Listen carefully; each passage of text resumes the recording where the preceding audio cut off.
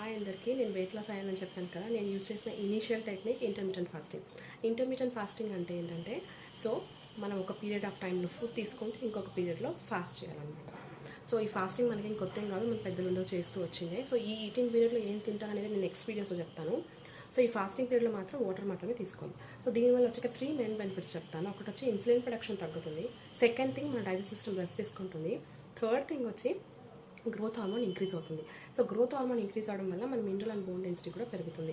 So ఎవరు చేయొచ్చు ఈ ఇంటర్మీడియట్ ఫాస్టింగ్ అంటే? ఎవరైనా చేయొచ్చు. It is safe to do. 6 to 60 years వరకు దీన్ని ఎవరైనా చేయొచ్చు. ఓకే, సో దీని అడ్వాంటేజెస్ ఏంటంటే లైఫ్ స్టైల్ డిజీజెస్ ఉన్నటువంటి heart attack, diabetes, blood pressure ఇవన్నీ కూడా రివర్స్ చేసుకోవచ్చు.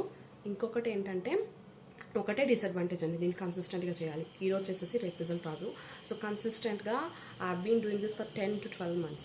సో అందుకే రిజల్ట్స్ చూస్తున్నారు. Thanks for watching.